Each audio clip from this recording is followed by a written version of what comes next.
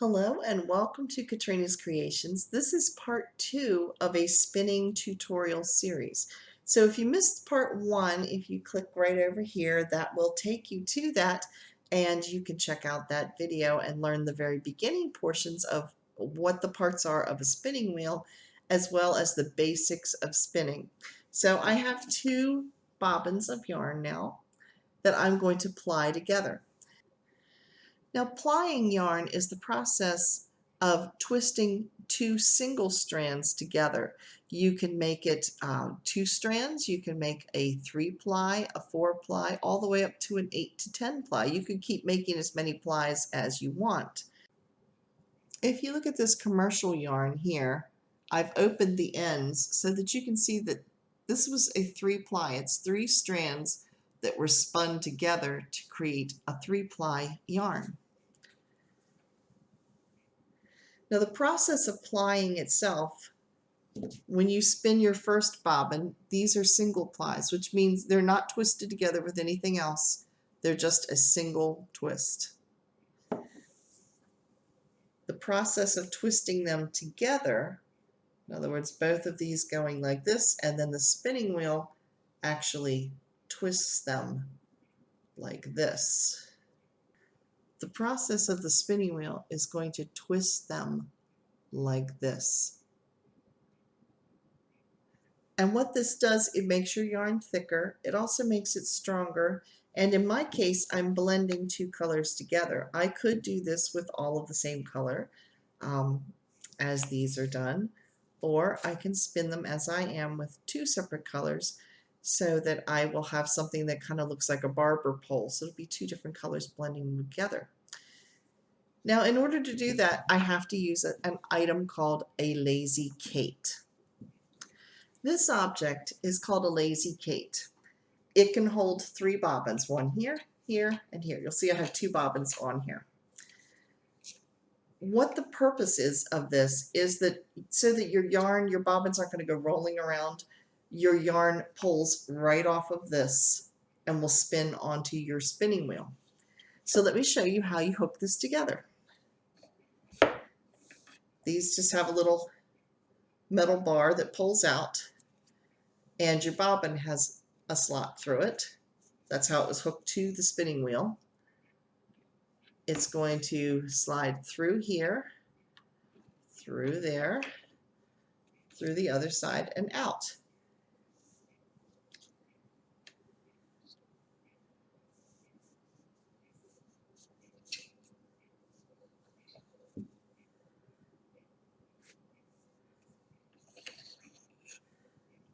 I'm going to remove one of these bobbins just so they don't get tangled up. And the bottom bobbin here, I'm going to attach this one.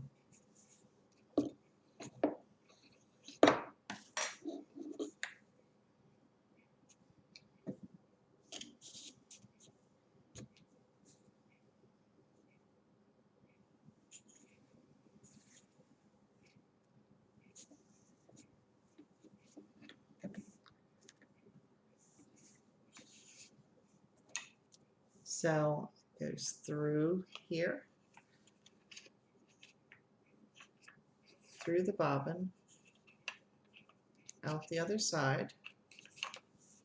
There you go. And I want to make sure that the yarn is coming off the same direction off of both bobbins. So in this case, it's coming off from underneath, and here it's coming off from underneath. I'll hold this sideways so you can see it. So as I spin these, the yarn is going to be coming off of these 2 bobbins and spinning onto a 3rd bobbin, which will be on the spinning wheel. It will be twisting together like this as it goes onto the wheel.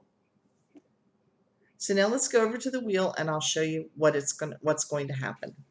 We're now looking down on my spinning wheel. Here is where the yarn is going to go in. This is called the orifice, and it's going to go up, come out this side of the orifice, and go on to these pins here that just direct the yarn onto the bobbin itself. I have my Lazy Kate sitting just slightly over here off out of sight. These are the two ends of my yarn here that are coming off of the bobbins from the Lazy Kate.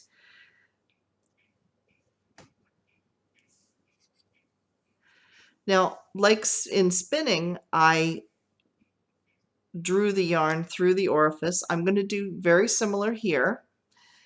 This is called a leader yarn. It has a little bit of old wool on it because wool has barbs in it. It will easily grab the next yarn that I'm feeding into it. So I'm going to insert this little hook here. Goes into this little hole and pulls the leader yarn through the orifice.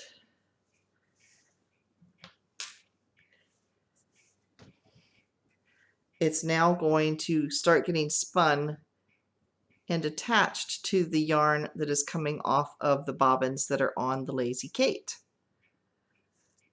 So I'm going to actually start spinning. Now when I spun my initial spinning, the wheel turned this direction, which is clockwise. When I ply yarn, I spin counterclockwise, which means the wheel is going to be turning to the left instead of the right, and you'll notice that this bobbin is moving the opposite from how it moved before. The reason is if I spin it in the same direction, it could actually over twist or untwist the yarn that I'm already trying to ply. So I'm going to be spinning backwards, so to speak. So I start by getting this to attach, and I kind of fluff up the leader yarn a little bit and put my yarn in that I'm going to catch it with.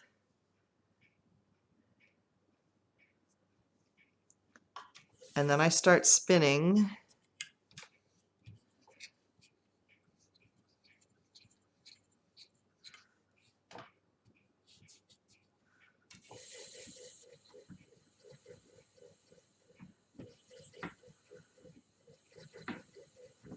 You can see it's twisting right here. I'm just holding, I'm not doing anything right now. I want this to get a good twist to it. And then when I start to release it, that twist is going to go up into the new fiber so that it grabs it and will then start feeding it onto the bobbin.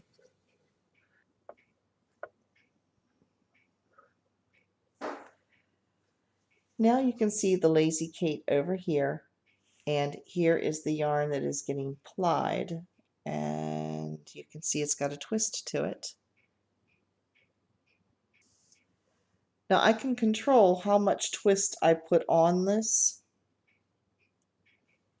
Now to control the amount of plying that goes on, I can make this looser or tighter. I'm actually putting my finger between the two yarns right here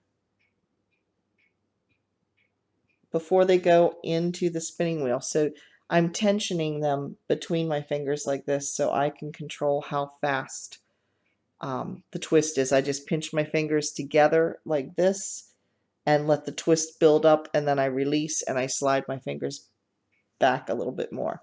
So I'm going to put the camera up a little bit so you can see this process.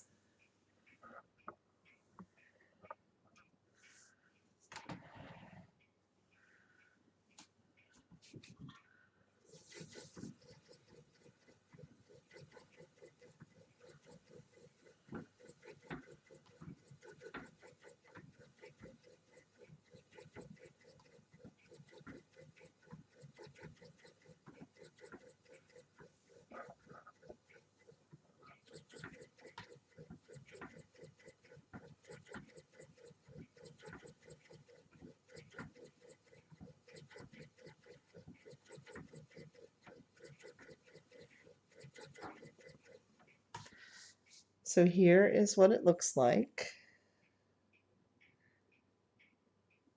And let me show you what it looks like on the bobbin so far.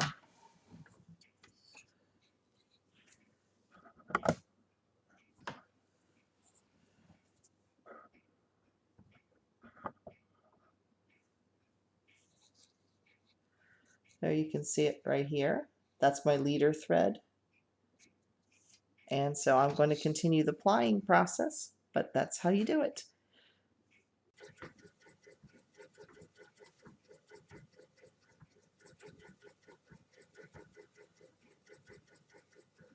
You can tell I'm a country girl at heart. I'm spinning barefoot.